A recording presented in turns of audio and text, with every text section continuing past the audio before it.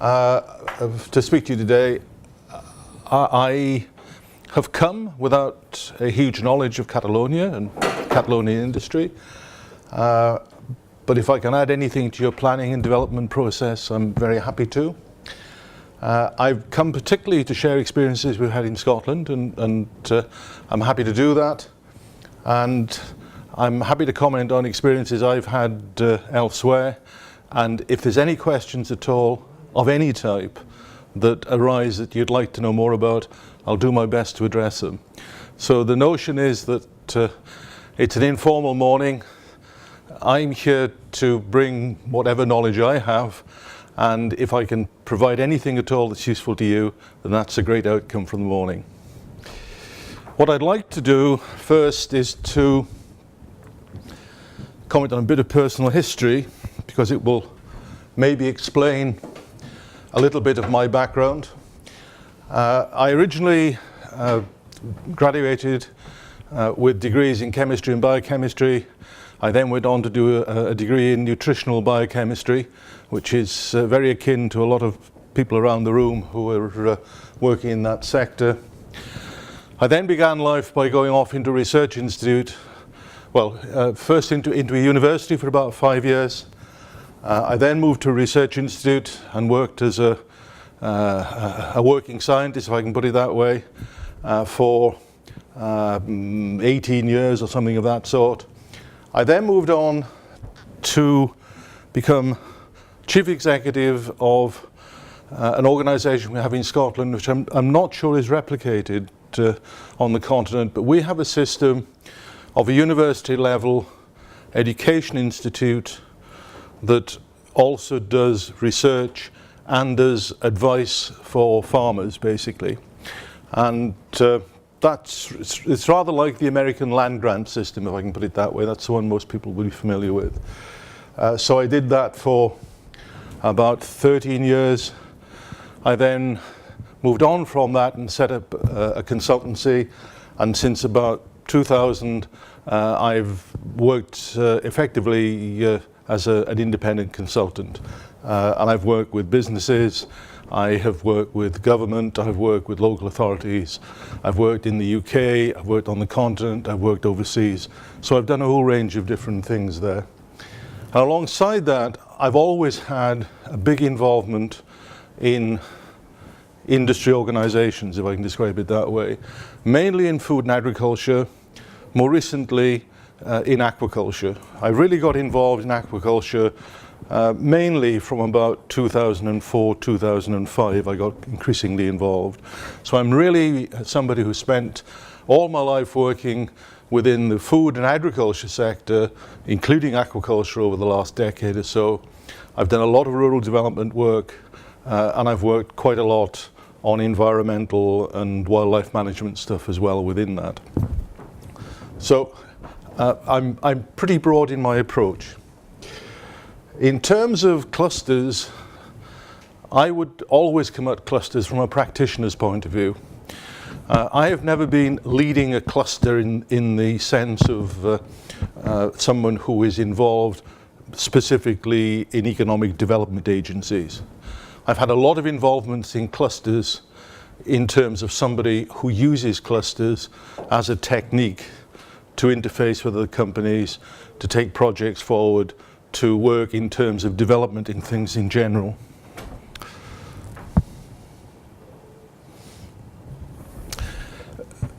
I was going to talk a little bit about the formality of clusters, but I realized when I had dinner with your local team last night that many of you in the room will know as much about clusters in the formal sense as you need to know, and in fact in many cases will know more than me, I suspect.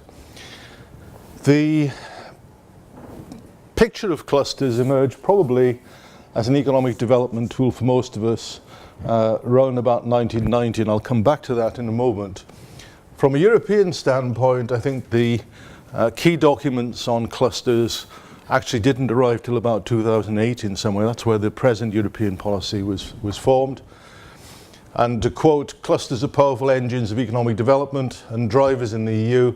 They provide a fertile business environment for companies, especially SMEs. to collaborate with research institutes, suppliers, customers, competitors located in the same geographical area. So we have a situation where a cluster, however it's put together, is something that basically brings people together. From my standpoint, I would look at it, well, let me just put these couple of slides up first. If you want to know about the mechanics of clusters, if you go to the Cluster Observatory site, you'll find everything you would ever want to know, in my view, in terms of the kind of mechanics of European clusters. And the second point I would make is that across Europe, and indeed across the world in some ways, there are a lot of them, right? There are clusters in almost every sector you can think of, really, in terms of engineering, nutrition, sometimes on product lines, sometimes in industry sectors. Clusters of all sorts exist. So there's no magic formula that says this particular structure is the structure that you really ought to have for a cluster. It can operate in a whole variety of ways, and I suspect you know that already. What I would like to say a little bit about is something more historical, because, as I mentioned, clusters kind of came up really in the early 90s as one of the things that particularly the economic enterprise agencies grabbed hold of and started to work with. In reality, for anybody who's worked in food and agriculture, clusters were not a new thing. Clusters have existed, in my view, in one way or another, certainly since the late 1800s.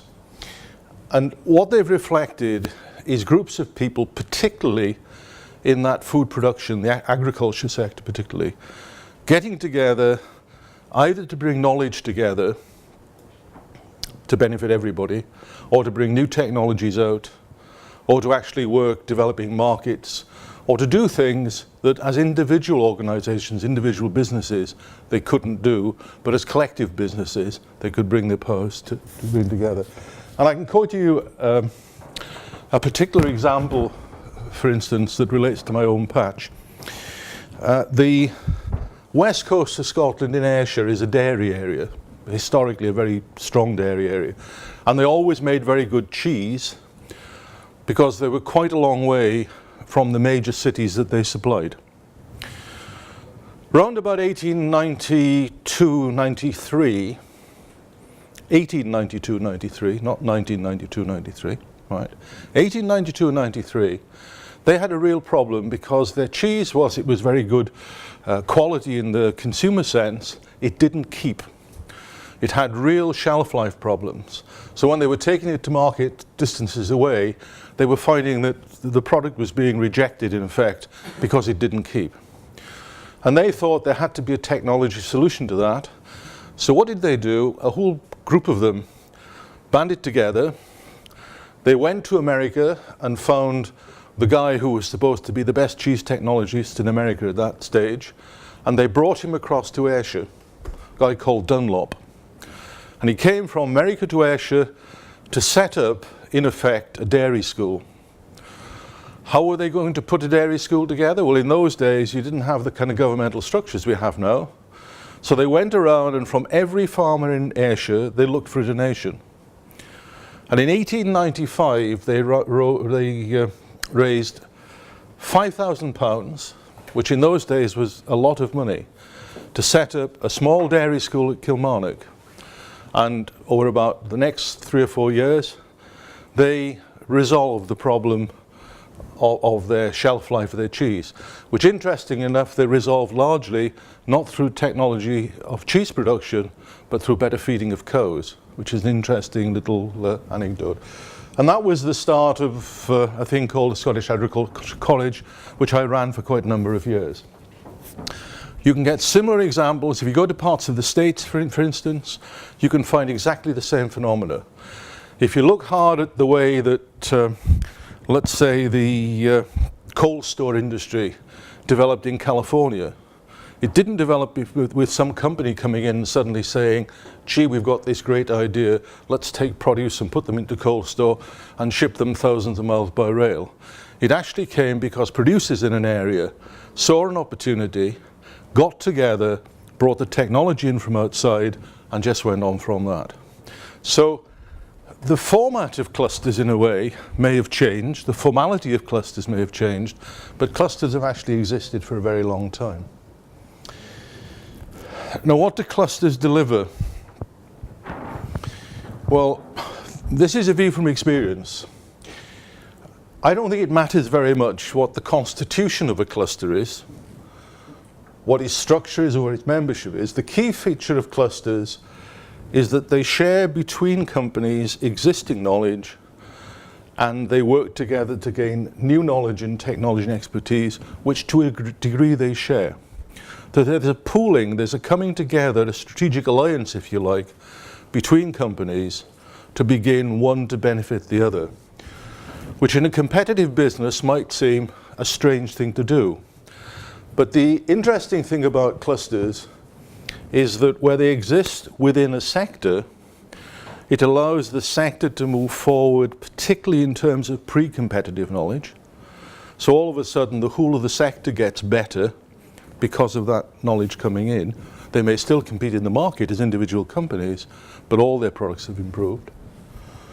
Or secondly, if you have alliances across a sector, you suddenly find that companies which individually could never do a certain thing are suddenly empowered to do that certain thing because one company has one bit of technology or know-how, another company has the complementary piece of technology and know-how, and all of a sudden you bring them together and hey presto, you've got something new and different. Right? And that happens all the time. Where clusters involve academic institutions, and they very often do, both the academic institutions and the companies benefit in my view, and I've worked both sides of that fence.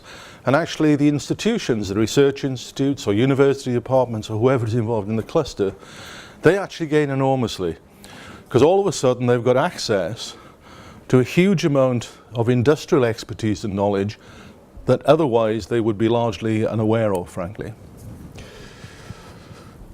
The key thing about clusters from my standpoint is the bottom point. Unless people find a benefit from a cluster or a benefit from clustering, the whole process of clustering really doesn't work very well, and it doesn't sustain. You know, the clusters won't last unless the people within the cluster actually feel that they get some benefit from the cluster. It's a no-brainer, really. It's a situation where everybody leads a busy life. Why would you put effort into a cluster when you feel you're not really getting something back? So it's very important in terms of cluster development for everybody to be able to look to the cluster to gain some benefit from it, and of course to contribute to it as well. Okay?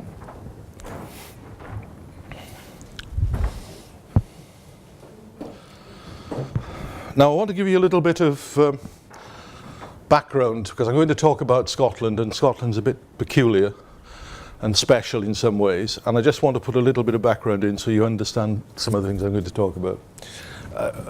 I would suspect most people in the room will know this, but I'll comment anyway. The United Kingdom comprises essentially of Great Britain plus Northern Ireland, and Great Britain comprises of England, Scotland and Wales, of three constituent countries. So the United Kingdom actually is formed by 4 countries brought together. Some government powers in the United Kingdom are exercised by the United Kingdom government, which is based at Westminster in London. But increasingly over the last few years, there's been increased devolution of powers to Scotland, Wales and Northern Ireland. And in line with that, you don't get the same public structures in different parts of the UK. In fact, it's a real mix of different structures across the country. Now I say that because if you're unfamiliar with it, that can present really challenges in understanding what's going on, because what happens in England is different from what happens in Scotland, is different to what happens in Wales. And that's because essentially they're different countries.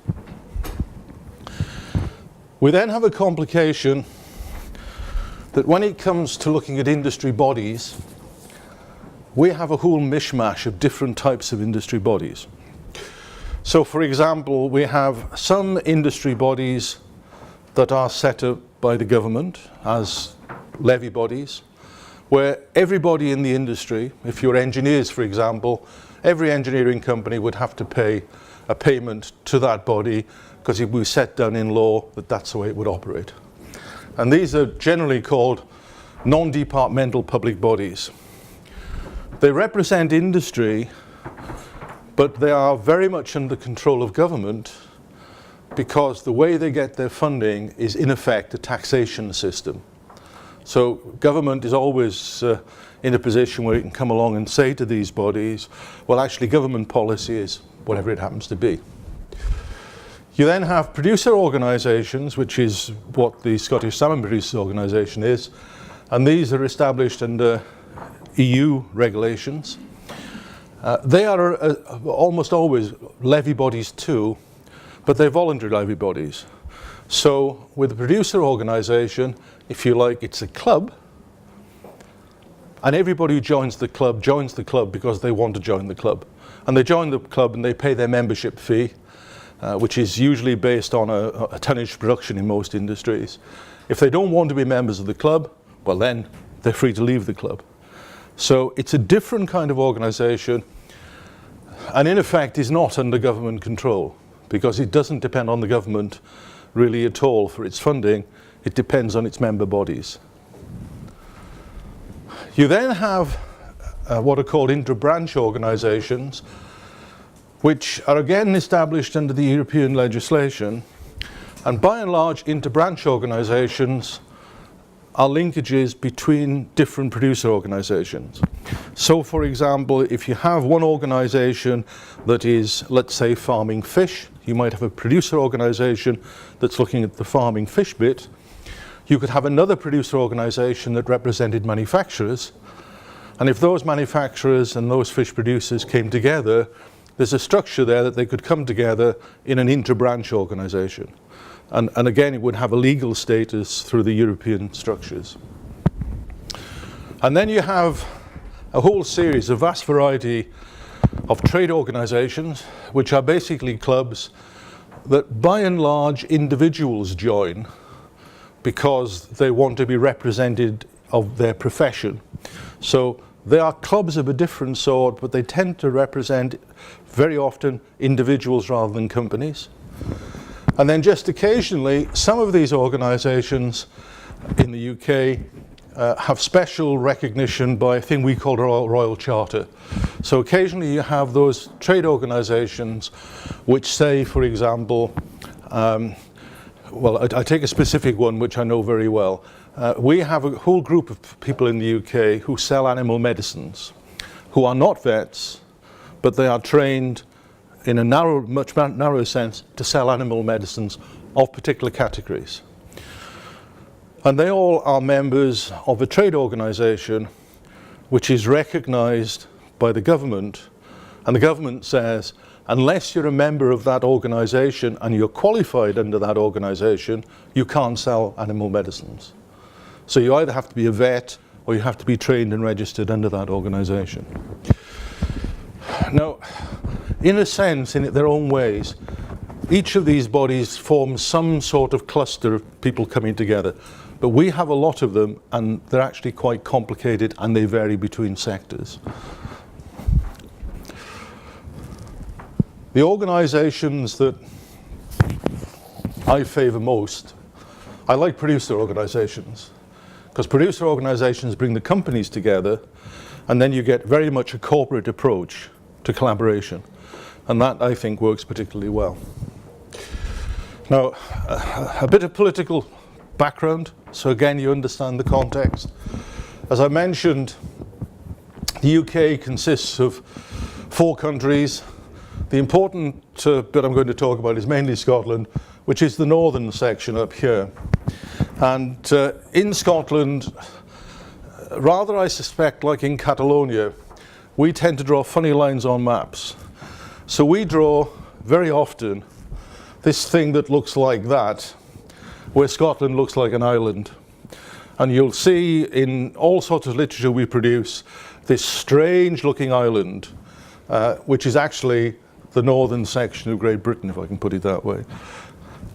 In terms of the nature of that island, that Scotland bit, essentially we have a very odd land distribution and very odd population distribution. So if we take this category here, we tend to divide our land areas down into remote rural areas, into what we call accessible rural areas. So they would be the rural areas that are quite close to the towns and cities, and then the rest of Scotland, which is basically the cities and towns. And you find that we have 6% of the population living in a land area which is 69% of the whole country. We then have a further 12% of the population living in a land area which is 25% of the country. And we have the cities and towns of Scotland, in effect, where we have 82% of the population in a land area of 6% of the country. So we have a very heavy concentration of population across this area here, which is often referred to as the central belt of Scotland. That's where the population lies. And then we have a fringe of population that is in this light green is by and large good land area, if I can put it that way. We then have this massive hinterland of high mountains and coast and islands. This is the area called the Western Isles. This is Orkney here and Shetland up here. We don't have very many big towns. Glasgow is the biggest at about 600,000 at the moment. Edinburgh, which is the capital, is running about 500,000. Aberdeen, which is the capital of the oil activity in Scotland, is about 200,000. And then you're down to quite small, relatively small towns of about 100,000 or less. Population, a bit like Catalonia, I guess, perhaps a bit less than Catalonia, 5.2 billion. We do have a population of growth. Like you, we've had quite a lot of immigration taking place. For us, it's mainly been immigration from Poland. We have a lot of Poles that have moved to Scotland in recent years. Life expectancy on average is quite high, but we have real pockets of deprivation. So you would find, for example, while the average male life expectancy is about 75 years, we have pockets within Scotland where life expectancy for males is down as low as 55 years. So there are big differences between different parts of the country. And we do have special problems as a consequence. If we look at the area from a fruit production standpoint, which is really what I want to focus on, and we look at the agriculture first, just to make it easy, we have a lot of rough grazing and grassland and quite a bit of forestry and woodland. We have very little arable crop area. Only about 7% of the country is suitable for growing arable crops, and that tends to be that fringe up the eastern coast. So agriculturally, our main products are animal products. We produce a lot of beef and sheep, not very much pork, and a bit of poultry. But ruminant animals we have a big production of.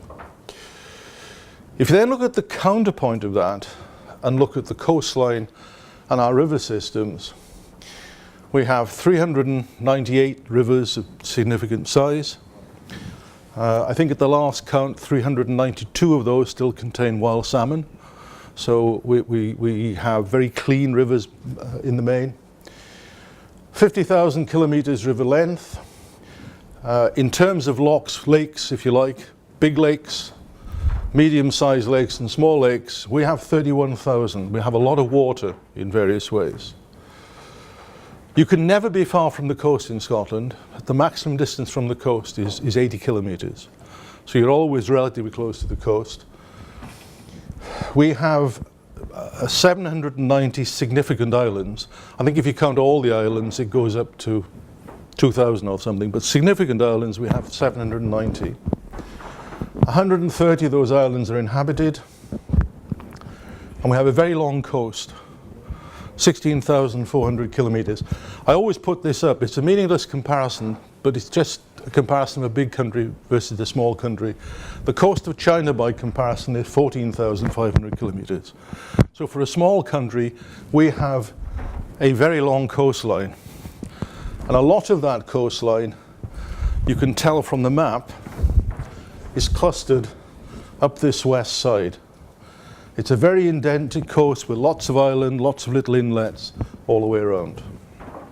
So we have a natural ability, if you like, to start doing things in aquaculture because we have a lot of water resources and the quality of the water is good. Very quickly, in terms of economy, we tend to look at our economy in terms of gross value produced from the economy per head of population. And that's a kind of common feature, I think, in many countries. This is in pounds, I'm sorry, I haven't done the euro conversions. But the average for the UK is about, these are 2012 figures, I think, from memory. The average for the UK was about £21,000 per head, of GVA per head. For England, it's about just above the average. For Scotland, just below the average. Wales is much less, and Northern Ireland is much less. So overall, Scotland, in terms of its productivity, is not very far away from the England average. But within those averages, there are big variations. So if you take London as the capital of England, if I can put it that way, capital of the UK, against the poorest region in England, you'll find that it varies from about 37,000 per head in London to in the poorest regions being down around about 12,000 per head. And we have the same pattern in Scotland. Around Edinburgh, which is our capital, it's about 32,000 per head.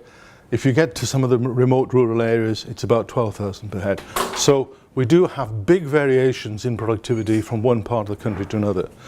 Now, given the fact that we have this very big rural area, the challenge for us always is how do you push this figure up and make the rural areas more productive?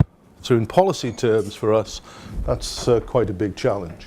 In terms of our main exports, food and drink is one of our main exports. Business services we're very strong in. Electronic engineering very strong in. Mechanical engineering very strong in. And I've put oil there in brackets because we produce a lot of oil, but there's always a great debate about whether it's Scotland's oil that we produce or it's the UK's oil we produce. So that in statistical terms, it's always difficult to know where to count it.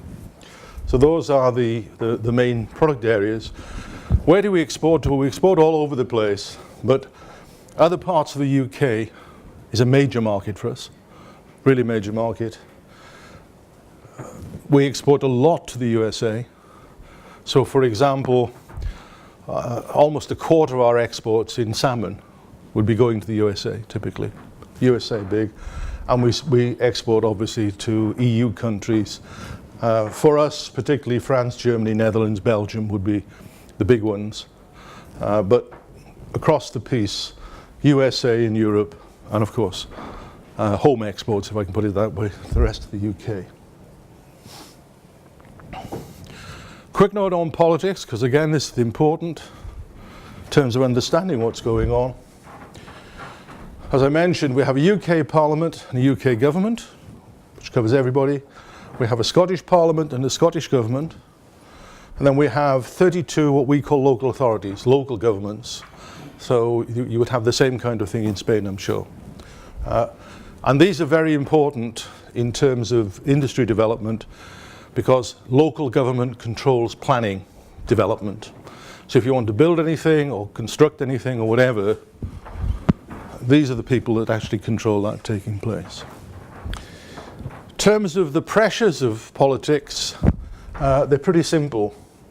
In effect, we have a Scottish National Party in power in Scotland, in the Scottish Parliament. Overall, our national politics at every level you want to look at is left of centre. But we have the issue that in terms of the UK, then from time to time in the UK, and we have one now, we have a conservative right-of-centre political party or group of political parties in the present case that are in power. So you always have this situation that there's a political tension between Scotland and Westminster, because Scotland tends to be left, Westminster only occasionally tends to be left. Very often politically it's right.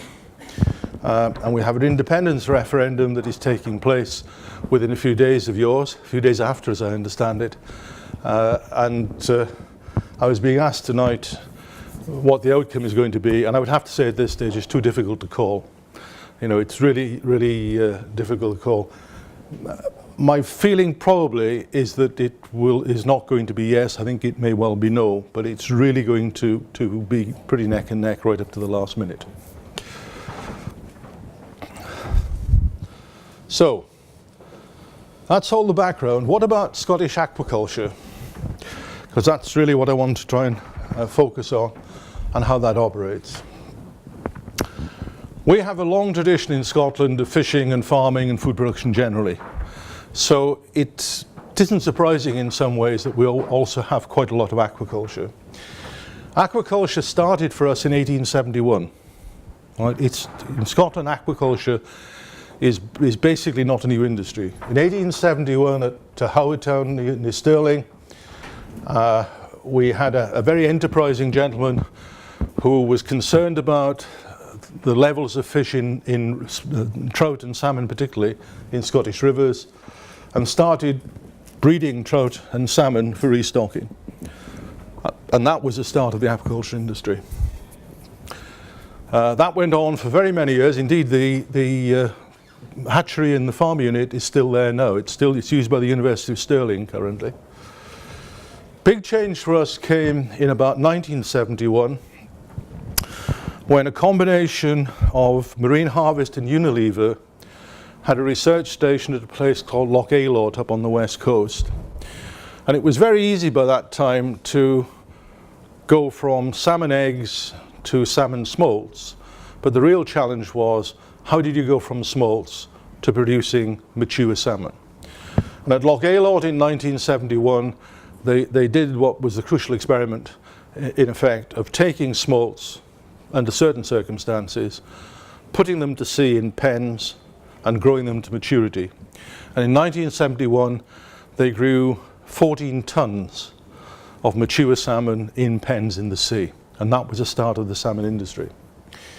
Now what happened then was really quite intriguing, because they basically had the intellectual property right on the technology for transferring smolts to seawater.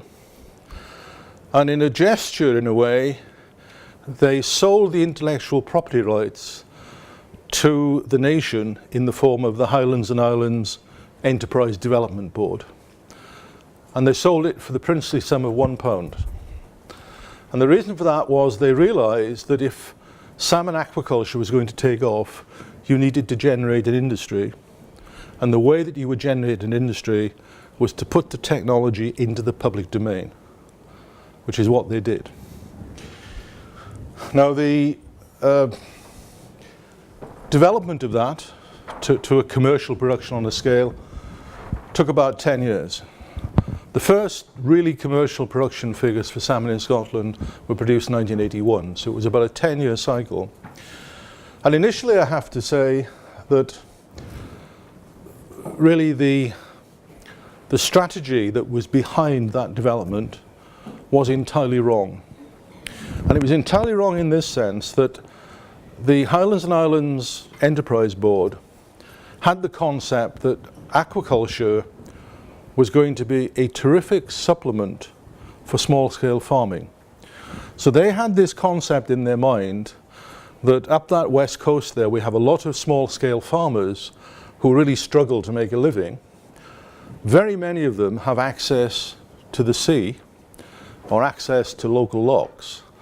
And what the Enterprise Board thought was, if each one of these farmers also was producing fish on a small scale, wouldn't that be great? Because you'd have farming and fishing going side by side, basically, and the two would grow together.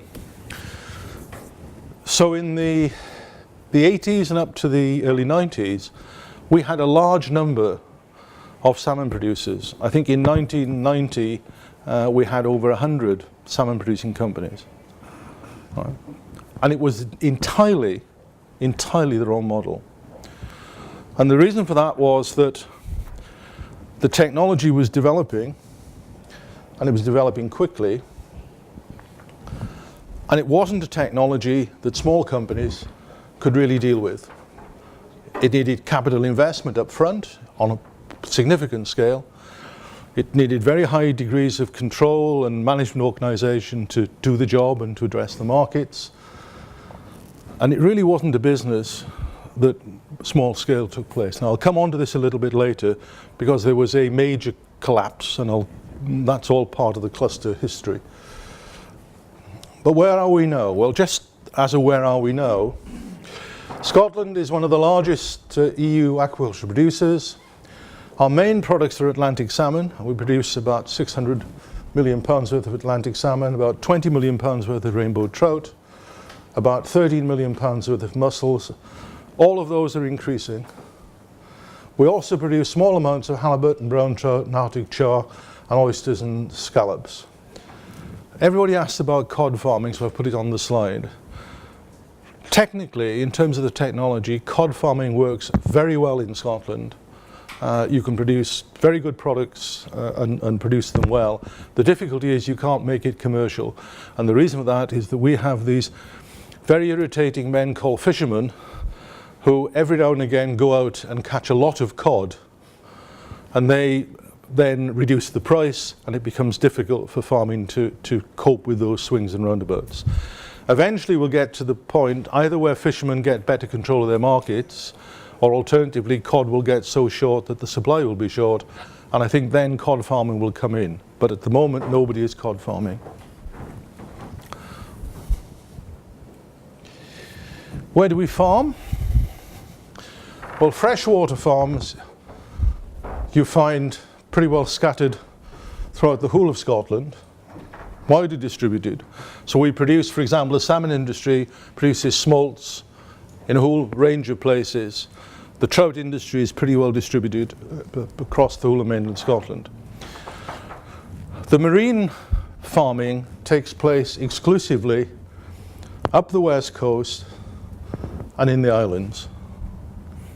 Now there's a couple of reasons for that. The first is that because of the nature of the coast, there are very many more attractive sites. And the water quality is superb because you have no industrial activity on this coast to give you any water contamination. Water quality is extremely high. And the second thing is a rather curious one, and it relates to wild salmon, because we have, as I mentioned earlier, a lot of wild salmon rivers. And our main wild salmon rivers are along the north coast and down the east coast.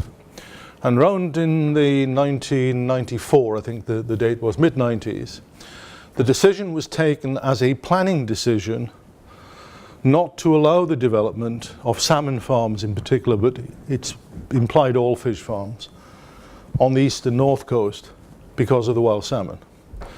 Now that's quite a debatable piece of decision making, but that has meant that we have focused entirely on the west coast and islands.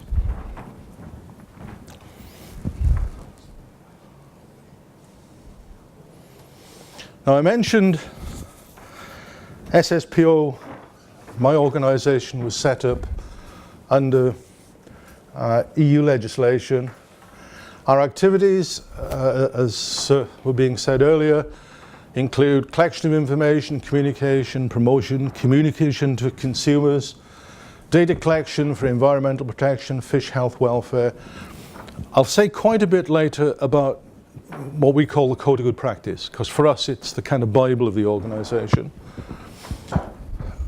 We do a lot of work in production assurance, product quality, market development, facilitating the planning process, which is very important, research, technical assistance, training, and then the whole of the public and regulatory representation of the industry.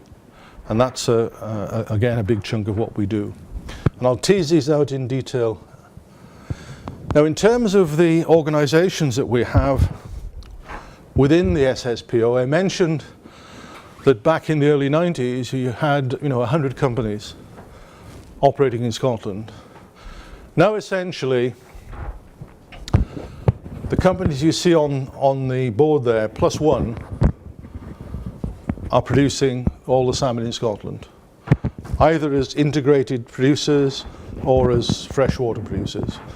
We tend to have somewhere around about 12 to 14 companies at any one time that are active within the Scottish industry currently, and they're a mix. We have Canadian, we've got Scottish companies, we have Canadian companies, we obviously have Norwegian companies, and we have one Netherlands company. So it's an international mix of companies. Some of the companies, international companies, some of the companies, simply Scottish companies with no international interests at all.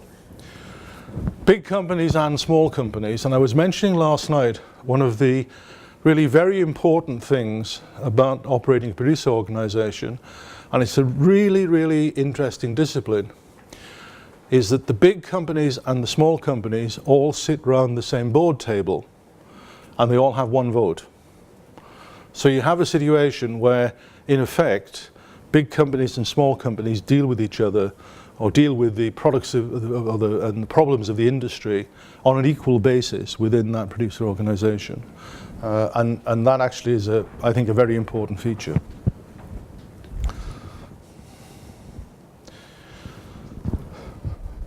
I'll just put some more numbers up and then I'll stop and we'll go on to talk about the cluster elements really. As I mentioned, we're the largest farmed salmon producer in the EU and we're the third largest in the world. So you have Norway, Chile, then Scotland, then Canada and so on down. Canada's growing quite strong at the moment, so eventually I think Canada could actually overtake us, but it's some time down the road. Currently we produce about 165,000 tonnes of Atlantic salmon. It has a farm gate value of, round terms, 600 million. It has an impact on the Scottish economy of about 1.4 billion. And that's because of upstream and downstream activity, and that's where the cluster stuff comes in a way. It's really quite a significant industry. 62% of what we produce we tend to export. We export to about 60 countries in total, and farm salmon is now the single biggest Scottish food export. The biggest export is whisky by a long, long way. And we'll never get the food products up to where the whisky is because whisky exports are just huge. But in terms of food products, we're now the biggest. The industry directly employs 2,800 people. It indirectly, because of the supply chain, both upwards and downwards, is responsible for about 8,000 jobs in Scotland. And we've recently discovered we're also responsible for about an additional 800 jobs in England, because there's processing of fish, particularly at Grimsby in England, where there's additional jobs. And our industry strategy really is to produce a market premium product. And the reason for that, very simply, and I'll come back to this in a moment, is that we don't have the farm scale that they have in Norway, for example. Norwegian farms are very big compared with ours. Our farms tend to be relatively small. That means that you don't get quite the economies of scale. Our sites are more constrained than in Norway, so we don't have quite the ability at the moment to expand the sites until we go farther offshore possibly. And therefore we're never going to be in the market for being the cheapest producer, and we're never going to be in the market for being the biggest producer. And therefore the option for us is to be the best producer. So we specifically target a premium product at premium markets in every single market that we sell in. Now that actually works very well for us. It's a market model that has developed very well. All the companies, every single company within the PO, use the same basic strategy: premiumize the product.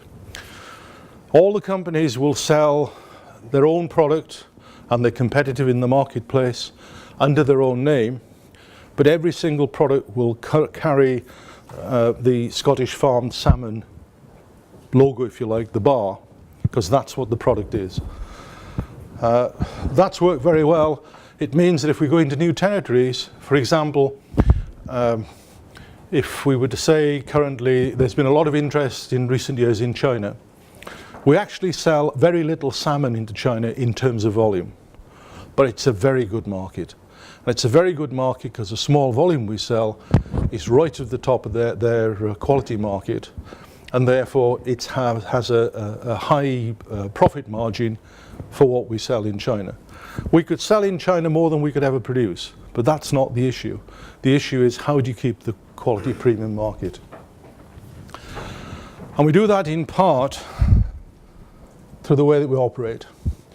I've mentioned the code of good practice, and I'll come back to that. But alongside that, we use a lot of assurance schemes of various sorts. Label Rouge, many of you will know, is the premium French quality mark. We've had that, I think, for about 15 years. About 70+% of our farms are freedom food farms. That means they're high welfare systems, because that sells well in that premium product. We have status for geographic indicator product for Scottish farm salmon, those names. We have a lot of individual companies, Marks and Spencer, British Retail Consortium and others, we use their marks. We're involved in the Global Salmon Initiative in the ASC system and with Global Gap, and we're just introducing good agricultural practice as another quality mark within that scheme. So we are quality marked up to the eyebrows. And some of our companies, if you take a big company like Marine Harvest, for example, they would have more than one inspection every day within their company because of the number of quality assurance schemes they're running. So that whole quality assurance issue is not just sort of paying lip service to the notion, it's actually really quite fundamental to the industry. Okay.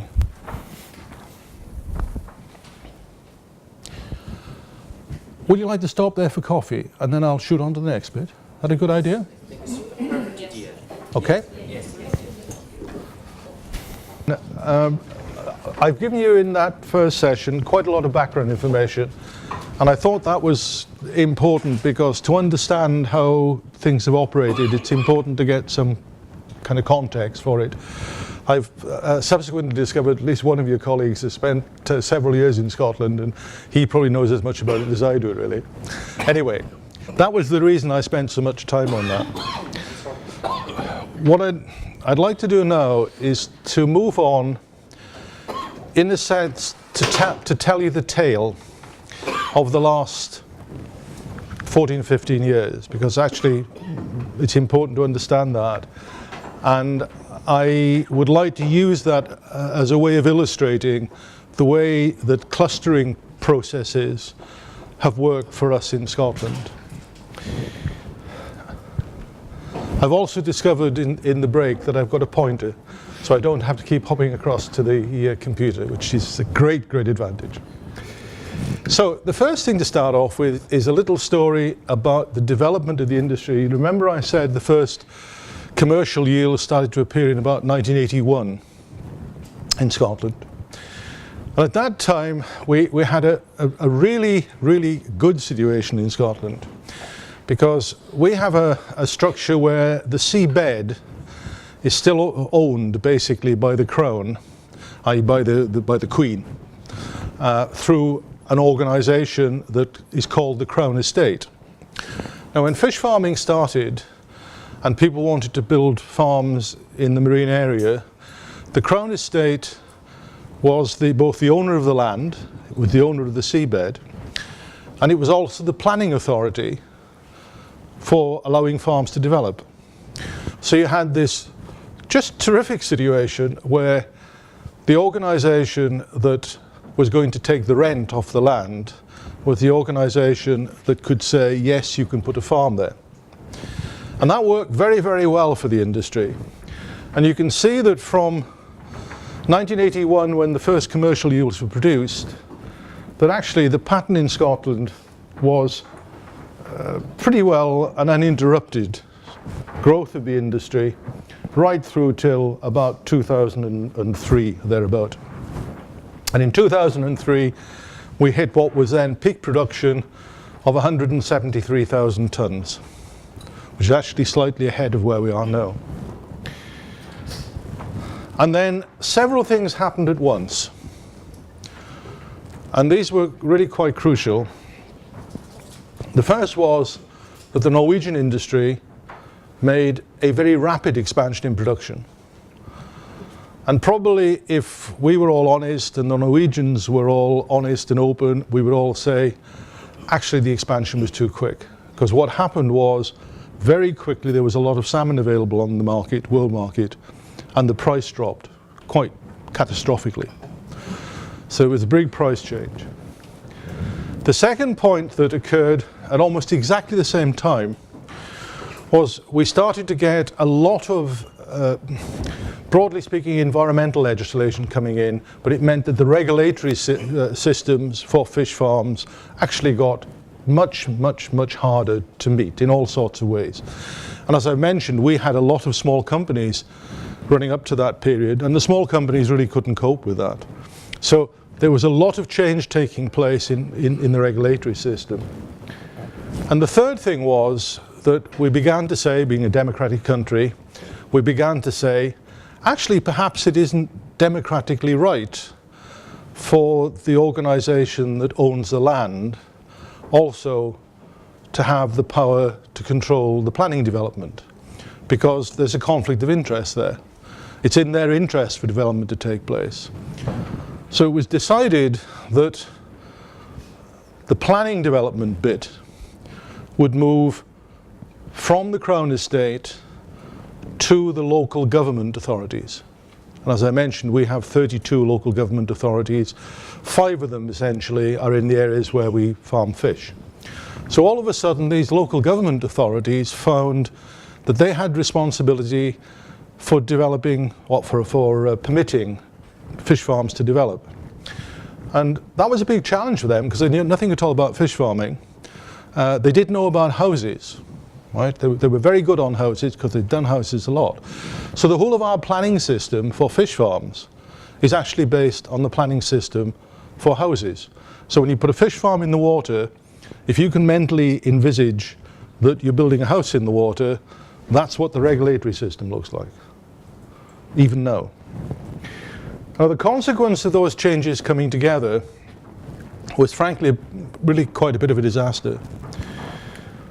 The first thing was that because of the price drop, lots of people went out of business. Lots of small farms closed. There was a very substantial consolidation in the industry.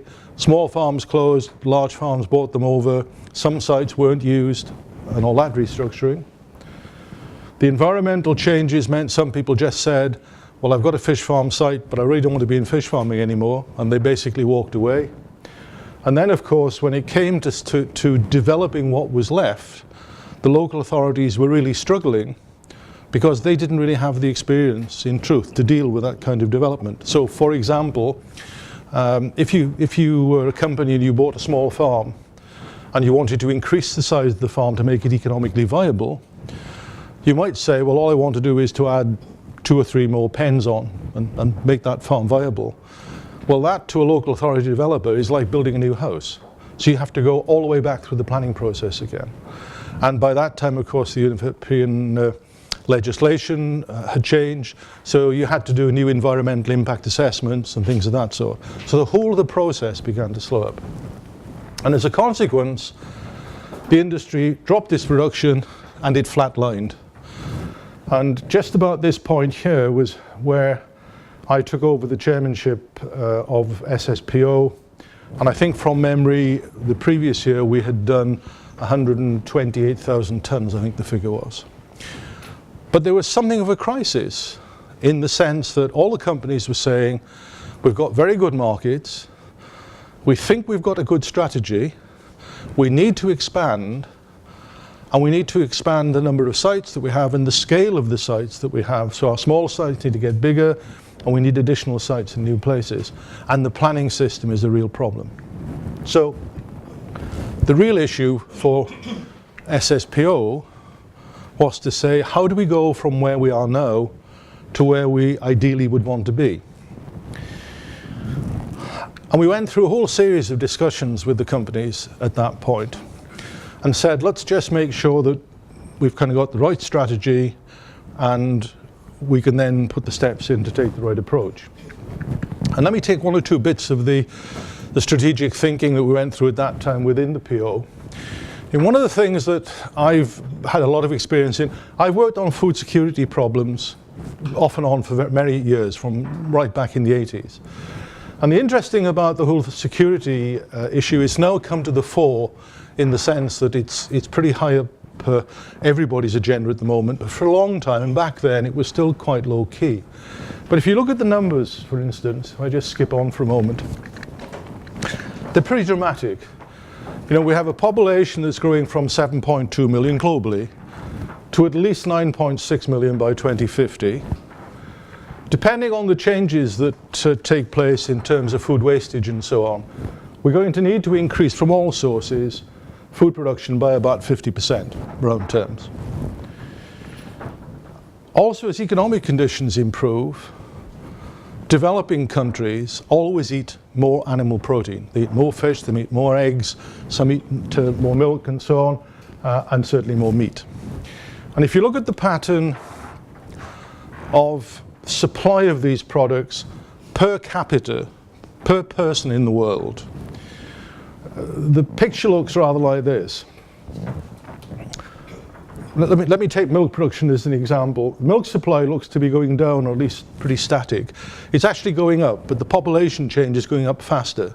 So what we're seeing is not too much more supply per head coming available for milk. But fish and meat in particular, and eggs, are all increasing. If you break the picture down and say within the meat sector, how are things operating? Well, beef production and lamb production, the ruminant productions, are pretty static. Now remember, they're in tons per year terms, they're going up, but the population is increasing more quickly, and therefore per head of population, they are pretty static. The big increases are in poultry and in pig meat, and they're going up worldwide.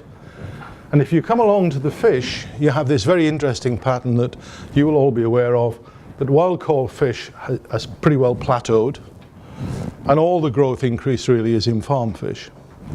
So the notion for us of saying we're in farm fish, is it a good place to be, was a no-brainer, because you could see that the potential for farm fish was going to be very big and increasing as time goes on.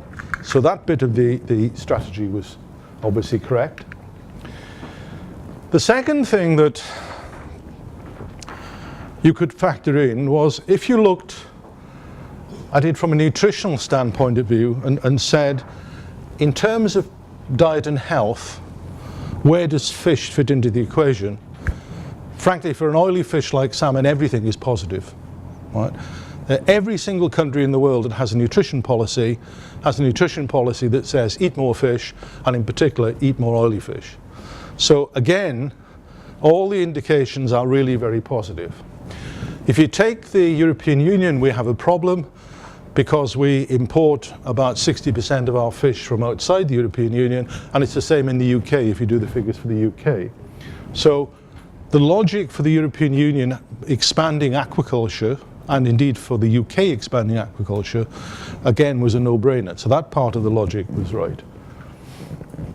And then we had a rather particular issue in Scotland which was coming to the fore about that time, and it was this, that the Scottish government, but which by that time was a Scottish National Party, Scottish government, they actually said in very simple political terms, the purpose of government in Scotland is to increase sustainable economic growth. That's the purpose of government. Now, once they'd put that single line, if you like, right at the front for the purpose of government, everything flows back from that, because if you're going to do something that is supporting government policy, then that something was to increase economic growth. So that was, again, a good one. Alongside that, they had identified a number of sectors of the economy where they thought there was capacity for increased growth, and food and drink was one of them, which was good. And then finally, alongside that, they generated, and there's now a series of these, they generated what amounted to a series of food policy documents for Scotland. Now, we'd never had food policy documents before. We'd had odd bits of strategy from time to time, but we'd never had a food policy. And all of a sudden, we had a food policy. Alongside that, we had an industry that was desperate to develop, and it was committed to developing sustainably. So in terms of investment, for example, the industry was saying, we've got the money, we can get the money to invest and develop. We are keen to put in systems that are sustainable as we can make them and to improve them all the time. So that was very positive.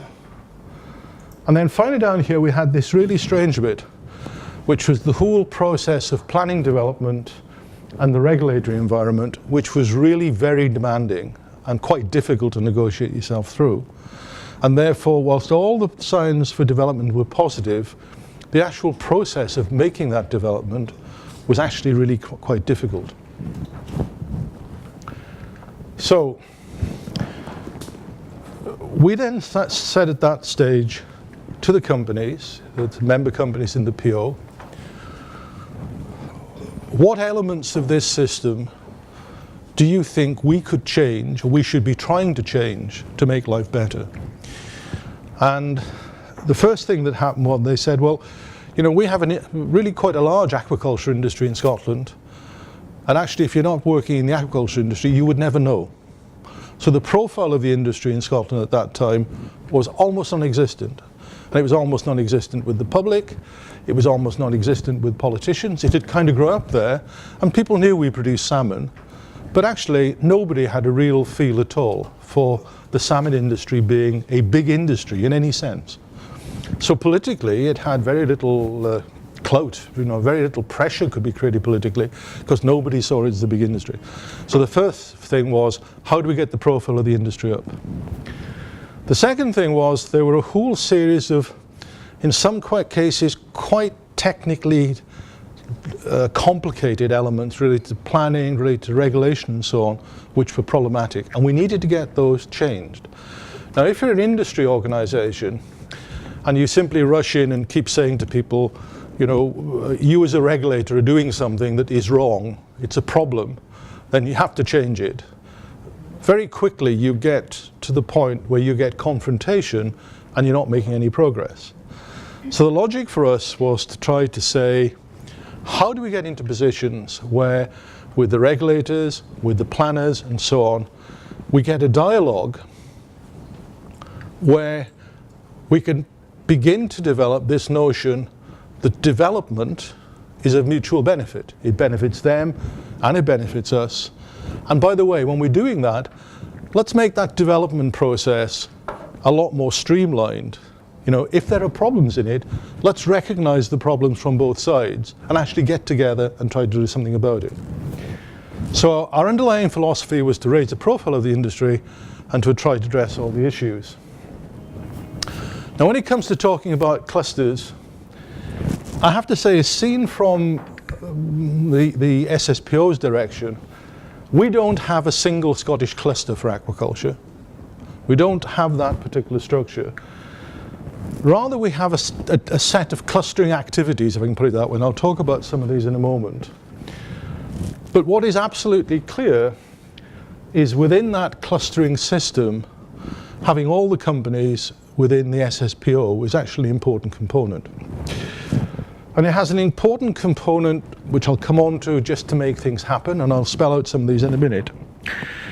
But it also has some very simple issues that may not necessarily be immediately apparent, but actually quite key. So, for example, in most industry situations, you can't get companies collaborating by sharing it commercially confidential, if you like, commercially sensitive information. But under the European Union structure, within producer organizations, you actually can. So, for example, if you take the situation where you're thinking about the level of production, our companies know how much salmon they're going to produce in 2 years' time, roughly, because they know the number of smolts that are being put into the water as smolts. Right? So the smolt production controls the final number of salmon being produced. Now that information, the stocking information, is available under the PO plan, so that companies know that if you have a rapid expansion, for example, taking place, then you need to have the market to expand into. Now that helps to avoid these peaks and troughs that you would get. Bass and bream producers, for example, have had a real problem with that kind of situation. So that's one thing. The second thing, which is really quite important, and again is not immediately apparent, is if you have some sort of industry crisis arise, from whatever reason, all of a sudden you can get everybody around the table and say, we've got a major problem, how do we deal with it? And let me take a specific example, because I think it's a good illustration. About 3 years ago, we had an outbreak in Scotland of a disease called amoebic gill disease. It affects the fish's gills. We had never seen amoebic gill disease before, we'd never had it. And yet within about 3 weeks, we had amoebic gill disease on farms, right from the southernmost farms in Scotland, right up to the most northerly farms in Shetland. It appeared all over the place. And nobody really had any real idea at that stage how best to treat amoebic gill disease. The one thing that emerged from work mainly in Tasmania was the best treatments were either treatments with fresh water, which for us is not really an option because our farms are offshore, or alternatively treatment with hydrogen peroxide. But nobody knew what dose rates of hydrogen peroxide to use, nobody knew what were the best protocols for administering it, when did you use it, what was the best time of the year, was there an issue in relation to fish size, were there any issues in relation to other kind of fish disorders, and so on and so forth. And what we had there was every company in Scotland that was producing salmon met every fortnight for about the first 12 months, and everybody shared information. So everybody who did a treatment shared with everybody else what treatment they used, what level they used, how they applied it, and so on and so forth. So within about a 12-month period, we had actually worked out, the industry had worked out the best protocols to deal with that disease. Now you couldn't do that without that degree of coordination that you get through the kind of cluster you have in the PO. So I would say the PO itself is in a sense a major industry cluster in that context. The member companies have a wide range of know-how and information, and they share both within the sector and indeed in some cases out with the sector, because they'll share with supply companies, with nutrition companies, and so on and so forth. The SSPO itself undertakes some R&D and industry studies, and we liaise with anybody who is worthwhile speaking to, frankly, so that we get a lot of know-how coming in through the PO. And we incorporate that into the industry, both by briefing into the industry and by using this thing that I mentioned before, which is the code of good practice. And I'll come back to that again, because the code of good practice for us is actually really quite an important tool. In terms of sharing with others, I'll just take one or two examples. We've had to go through a process of increased public engagement in a whole series of ways. Now you might say, well, actually, why would you bother? Well, for us, the driver is, going back to what I was saying earlier, that the planning system for us is an absolutely crucial stage in the industry development. So if you can't get through the planning system, you can't get new farms in the water, you can't develop. And what happens in the planning system? Well, you have officials and local authorities and local government, but you also have a whole series of other people who have an opportunity to object, to say, I don't want a fish farm there, or I don't like fish farming, or whatever it happens to be. And therefore, for us to get more information to the public domain, so people become more familiar with fish farming, more relaxed about fish farming, understand it better, even are aware of the terminology, and we think that's important. So one of the things that happened is through the Scottish Government, there's now a Scottish aquaculture website into which the industry feeds information, and the regulators do. So if you want to find out what's happening on any given farm in Scotland, you have an interactive map. You can click on the map, you can look at a farm, and you can see what that farm is growing, what medicinal treatments they're using, and so on and so forth. And it's all there. Equivalently, from the PO direction, we started producing on a 3-monthly basis, quarterly basis, fish health management reports. And these are actually very detailed.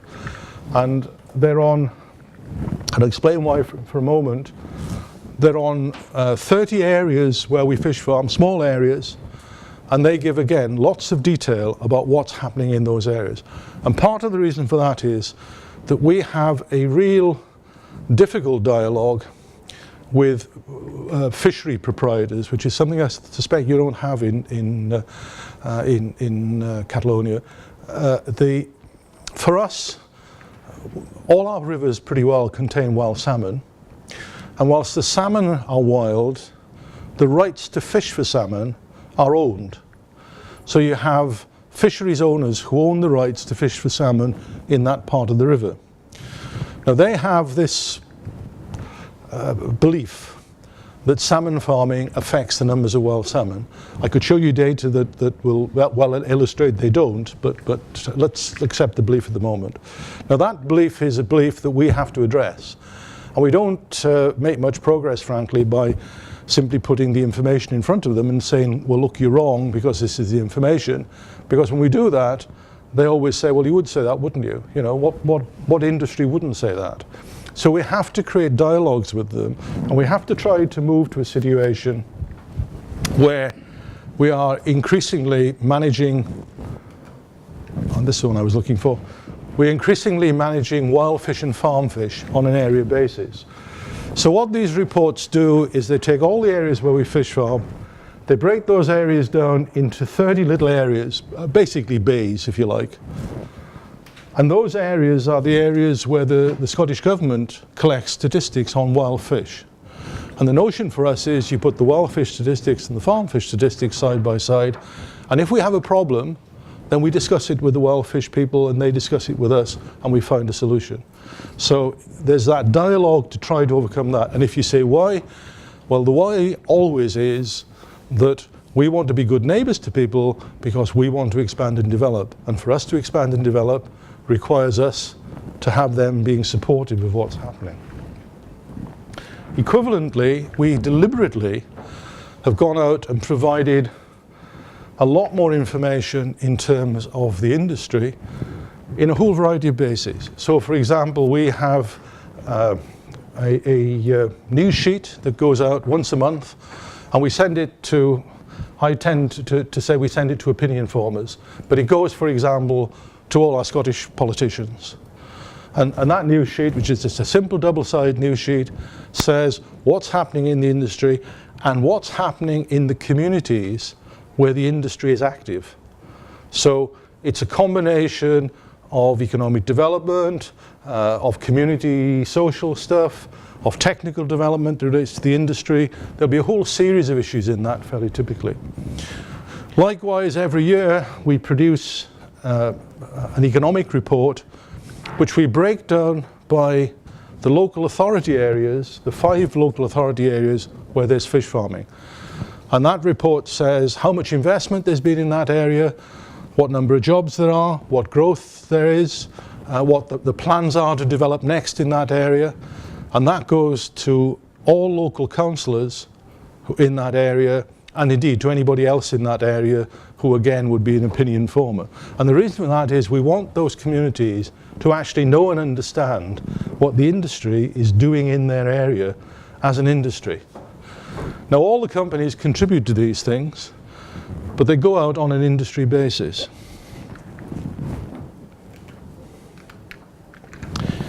We've also put a lot of effort into this thing called the Code of Good Practice that I keep mentioning, which is actually for finfish aquaculture. It's not just salmon, it's wider. It also covers trout and other species. And the concept we've had there is this, that if you're producing a premium quality product, if that's your kind of overarching objective as a total national industry, then you have to ensure that everybody in the industry, every company in the industry is producing up to a certain level. It's producing to a certain demand, if you like, in terms of environmental management, in terms of fish health, in terms of biosecurity, and so on and so forth. And that's all incorporated into the Code of Good Practice, which is now, in fact, the third iteration will be launched probably just about the end of August, beginning of September. And that's developed up, and it's developed up, in effect, as a Bible that says, if you're fish farming in Scotland, this is the way you fish farm. Right? So it's done on that basis. It's audited. Every farm has an audit of the Code of Good Practice once a year. It's independently audited by an independent auditor. And those independent audit results are reported on an aggregate form for the industry through one of our committee structures. We agreed at the outset with the Code of Good Practice, this wasn't a window dressing exercise. It had to be fit for purpose, and it shouldn't be gold-plated. It had to be something that was realistic, that industries not only could do, but were going to do in terms of what was necessary. So it had to be deliverable.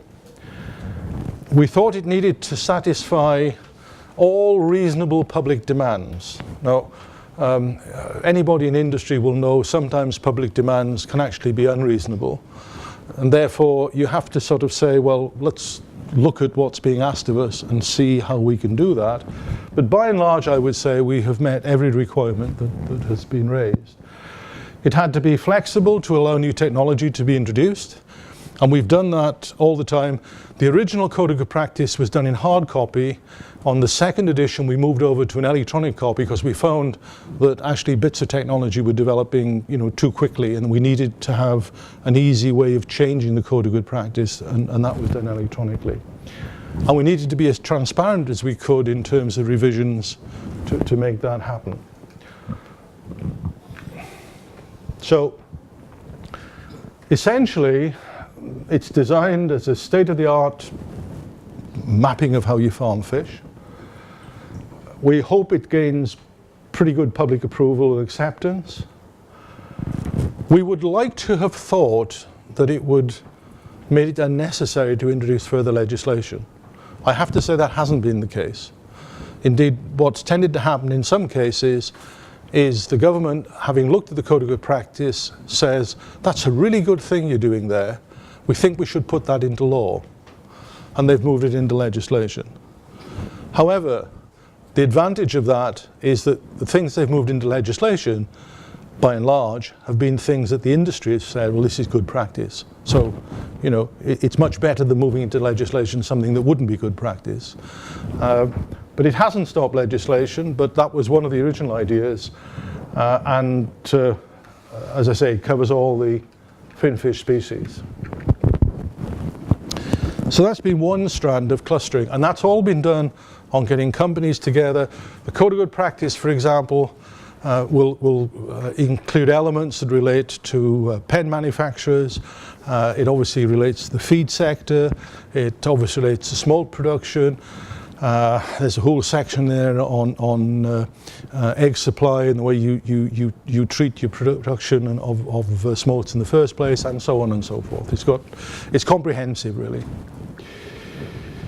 So what's the next bit of clustering activity? Well, I mentioned that we have this problem of the regulation being quite difficult to manage and the planning being quite difficult to manage.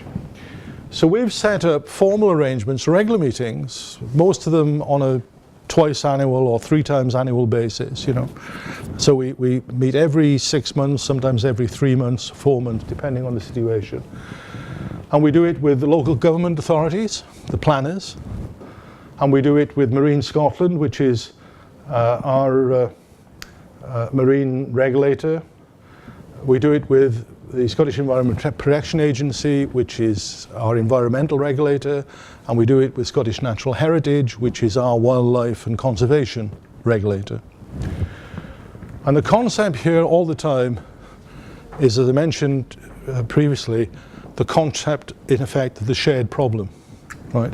If they have a problem, we have a problem, and it's best if we solve it together. So we try wherever we can to get that problem brought through onto the table. You start to discuss the options and the possibilities of resolving it. Sometimes they will come through and they will say, well, we think you should do whatever. And the industry will say, well, actually, that's not really practical. You can't really do that. But what we could do is to do this, which will address the same problem in a different way. So you get that dialogue going on, and that allows you to move forward. And some of the tangibles that have come out of that are really quite interesting. So for example, when we started that process with the local authority people, the planners, we had 5 local authority, local government areas where we had fish farming. And initially when we started, every single one of them dealt with planning applications differently. So the paperwork was different. The committee approach was slightly different, their timescales were different. In some cases even the fees were different. There were differences all over the place. And we said, well look, all our companies operate across Scotland. Be a huge advantage to us if we could have a standardization of approach across the 5 local authorities. So it didn't matter who you were applying to, at least your application from an industry standpoint looked the same. And we've progressively, over a 2 or 3 year period, moved to that. And now they all do the same thing in the same way, and by and large to the same rules. You can't entirely allow for the operation of local democracy, because by definition, local democracy will give you different outcomes in different places. But in as much as you can standardize a system of approach, we've done that, and that's been a real benefit. I mentioned we haven't removed the demand for legislation. Since 2006, we've had a lot of legislation in terms of aquaculture legislation in Scotland. In my view, too much. I think we actually have a range of legislation now that, to be frank, will never really be used. Some of it is underpinning legislation, and it's the kind of legislation that says, if this circumstance ever arose, this is what we would do. And the chances of the circumstance arriving, are really very slim. But there's legislation if it did. And then we've got a very complex situation in relation to the number of regulators. So for example, we have the Crown Estate in terms of being owners of the seabed, and we have Marine Scotland, SEPA, SNH, the local authorities are in there, the Veterinary Medicines Directorate do everything with relation to medicines. We have a Maritime Safety Policy Group, the MCA, we have a Health and Safety, a General Health and Safety Group, and we have a Food Standards Agency. So you have, I can't remember whether it's 9 or 10, it's 9 different regulatory bodies that relate to agriculture. And that's one of the reasons, frankly, why small companies could never cope in that sector. Just dealing with the regulatory system is too complicated. And what we struggle with all the time, and from a PO's direction have to keep making progress with, because there's still work to be done, is something that may seem really very simple. Our view from an industry standpoint is we farm in fabulous locations, right? We have farms in locations that you would just die to see. We have terrific locations to farm in. And that's if you're selling a premium product, that's a really good thing to have. We also have terrific fresh products coming out of that process. So from the mind of an industry, then it's a pretty simple thing, We want to link these two together because that's our business. But then you have this situation where, if you're looking at the planning situation, for example, that regulators find aquaculture a bit difficult to deal with, because almost any aspect of aquaculture needs an environmental impact assessment if you're doing a development, for example. We have this very complicated regulatory system, which, to be frank, is more complicated than any other livestock system you could think of.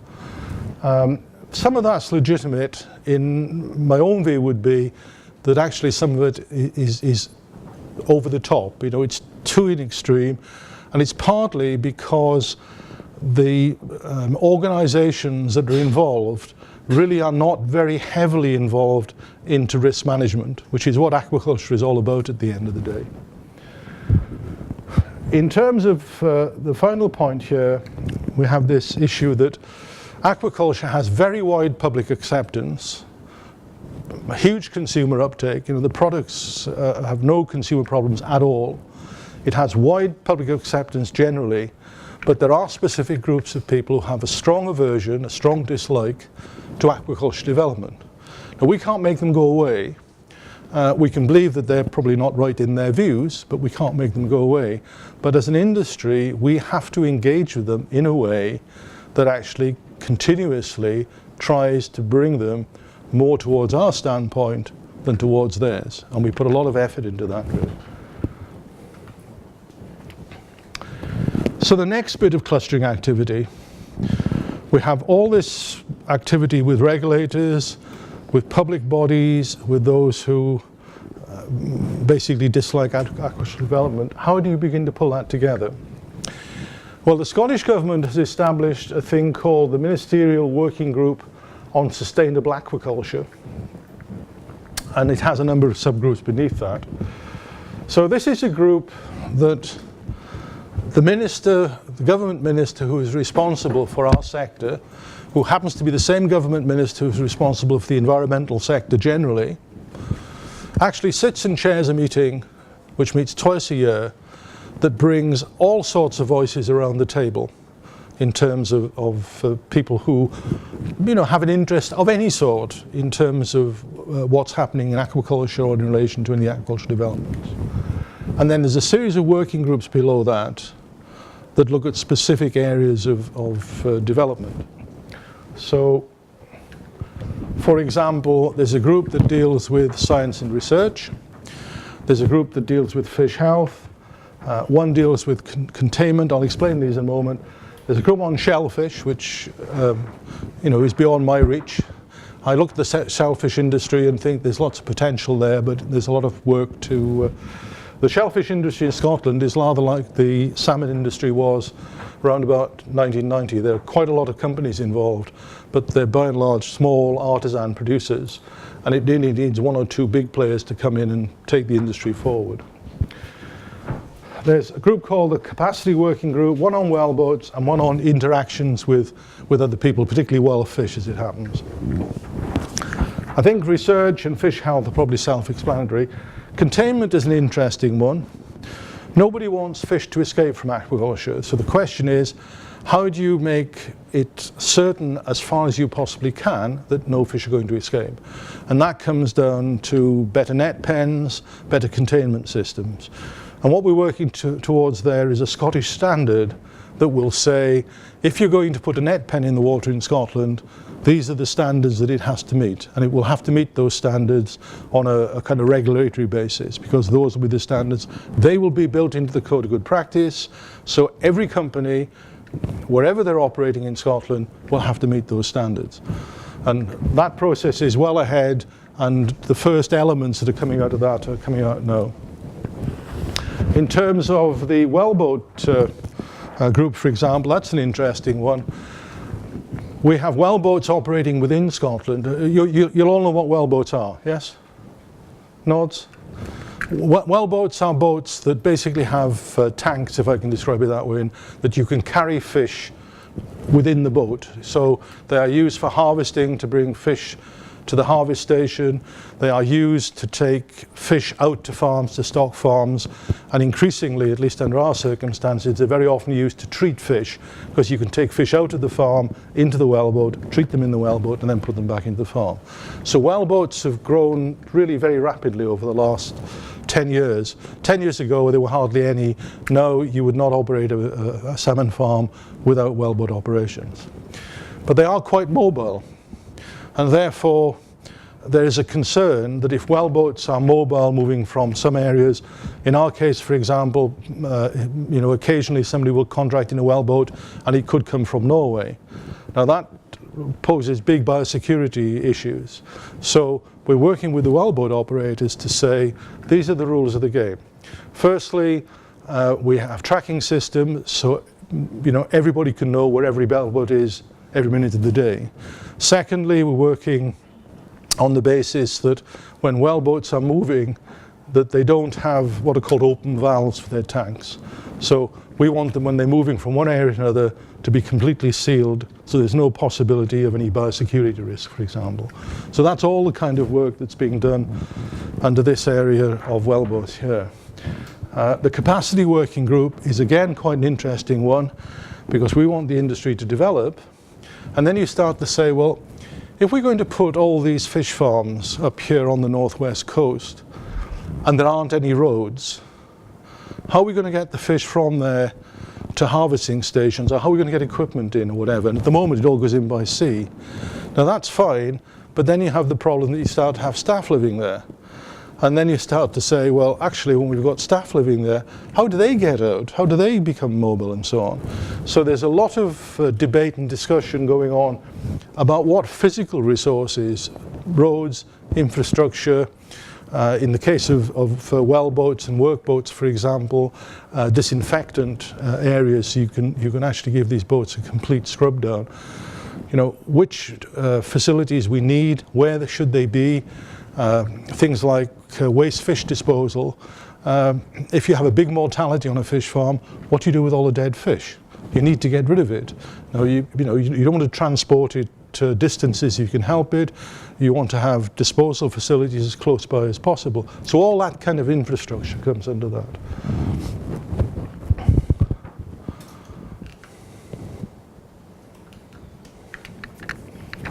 So those are all things that we've done with, if you like, the government and public authorities and stuff like that. We've also done a lot of stuff with the R&D sector.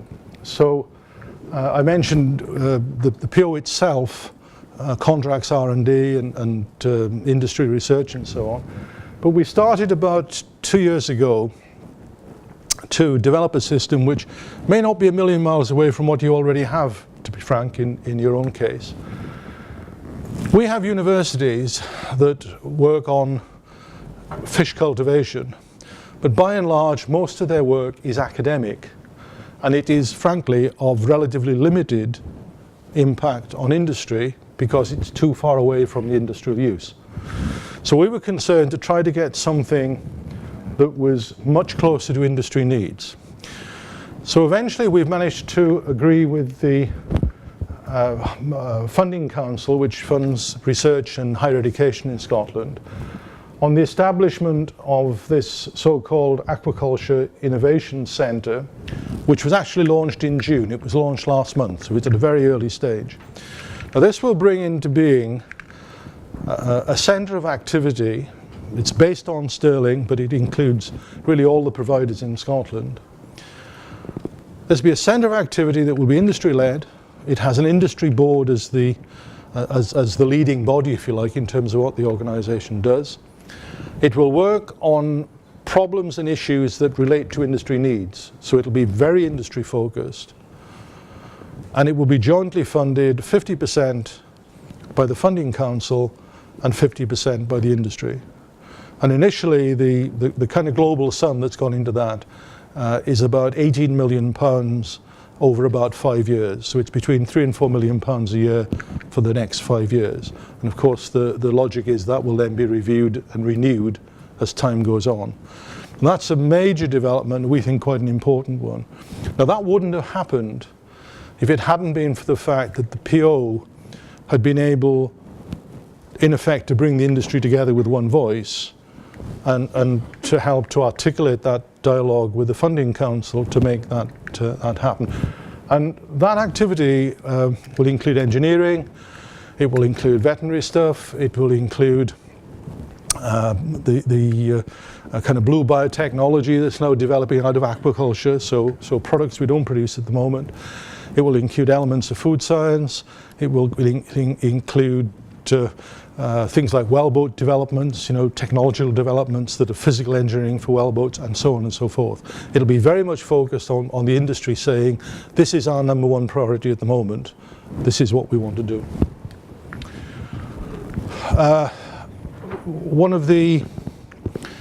This is anecdotal, but it's an interesting anecdote.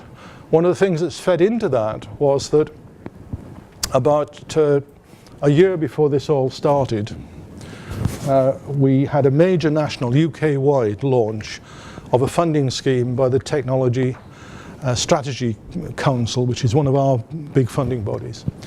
And when they put out the first portfolios for funding, there was lots for food and agriculture, and there just wasn't any slot for aquaculture at all. And to cut a long story short, I made a nuisance of myself going around knocking on people's doors and saying, why isn't aquaculture in here? And the long and the short of it came down to the fact that most people said, well, actually we never really thought much about aquaculture. Now, this organisation is based in London, so they're a long way from Scotland, and that may be part of the issue. But they really genuinely thought that there wouldn't be much demand from aquaculture. So we persuaded them to include aquaculture in the scheme. And in the next tranche of money that came out of that scheme, aquaculture took about £8.5 million worth of funding out of the scheme for aquaculture products. You know, it was a major project development opportunity for aquaculture. Now, one of the things that came out of that was a really interesting bit of work, because as you all know, one of the big problems for salmon farmers always is sea lice. And the difficulty is that there aren't that many medicines for treating sea lice, and you really need some new tools in the box. And one of the new tools in the box, which is very effective, is to use things called cleaner fish. The species that we use are wrasse, and they will actually eat the sea lice off the salmon as the salmon grow. The problem is that if you start to go out and catch wild cleaner fish, you can calculate pretty quickly that there won't be any cleaner fish left out there in the wild because you will have caught them all. And in fact, that led directly on to us saying, well, actually, we need to catch them in the wild to start off the process. But the logic is that you set up breeding farms for cleaner fish, and alongside the industry, the salmon industry, you have a separate industry that is deliberately cultivating cleaner fish for deployment on salmon farms. So one of the big projects that came out of that Technology Strategy Board funding was actually a big cleaner fish project that is going ahead, and within a few years we'll be producing enough cleaner fish for the whole of the Scottish industry. And the cleaner fish at the moment, the technology is absolutely superb. I mean, it's now at the stage where it's been rolled onto farms, and I was saying to Susanna this morning, we now have farms that have gone through the whole of a production cycle using cleaner fish and using no other medicinal treatment at all for sea lice, which frankly is staggering. It's a biological control that is just phenomenal. But that was done through a combination of government money and industry being able to work on a coordinated basis to kind of bring it together. So that's the notion with the Innovation Centre. We also are a very active part of a thing called the Scottish Aquaculture Research Forum, which is much smaller than the Innovation Centre and is frankly very much concerned with kind of regulatory research and environmental research. And you might say, well, why would the industry be quite so involved in that? Well, the answer to that very simply is that it's in our interest to have good regulation. And one of the things, as a for instance, to come out of that, in terms of use of medicines, all our fish farms are computer modelled. So the amount of medicine that you can use on a fish farm is not determined by your need to treat fish. It's actually determined entirely by the computer modelling that says how much medicine can you discharge onto that element of seabed. So it's very important for the industry to have good computer models. The better the computer models, in fact, the better the treatment practices are. So that's the kind of work that is done through SARF. So that's another element of clustering, if you like, that comes out of the same sort of activity. And then finally, let me take the last bit of clustering, which again is important, but is not formed in quite the same way. We have a cluster in Scotland which is effectively a Scottish food cluster. And it covers food and drink right across the board.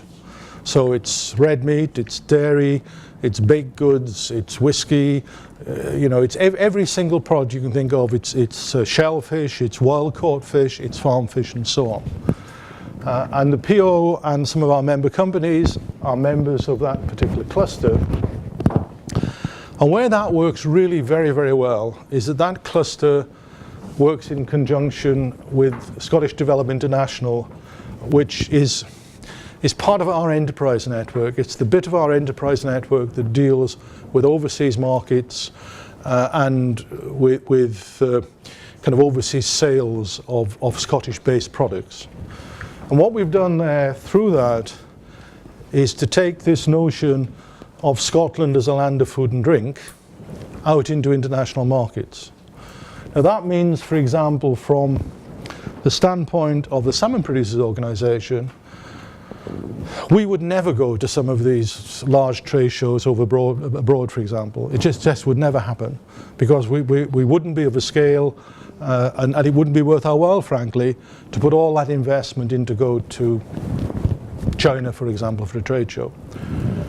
But what we do is we will, through this system, we will set up a Scottish region, Scottish element within the pavilions that the shows are in, for example, and then we will bring into that pavilion whiskey, salmon, whatever. And some of that will be individual companies that will be looking at those markets for their own specific development, but some of it will be, in effect, generic sale of the Scottish product. So whilst we would never, the PO would never be selling salmon, that's not our function. What we do sell is the Scottish industry. We sell the provenance of the Scottish industry into new markets through that activity. And that we find as a food cluster for us to be very effective, because it's relatively low cost. A lot of the legwork that needs to be done within country is done by the enterprise agencies. And basically what we then need to take into that is the specialist bit that just relates to salmon farming. And that works very well. So what are we selling? Well, it's back to what I was talking about earlier. Essentially, what we sell is the notion of an industry with terrific live products and a huge provenance. Wonderful areas to producing, highly regulated, highly controlled, really secure production of all sorts, producing the highest quality live product you can, and that on the one hand.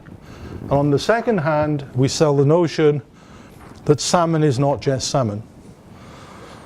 The great thing about salmon is that it's not just a single piece of fish, it's a terrific ingredient in all sorts of ways into all sorts of other products. So fairly typically, if you would look at salmon products at any given time, there would be, within the range of companies we have, perhaps as many as 120, 130 different products you could identify in the market that would have salmon in as a component. And that for us is a plus as well. So that's the vision we're selling. We're selling a premium product produced under premium conditions in a premium way. And hey, this is terrific for you nutritionally, but it also really tastes good. And that's the story. Thanks very much.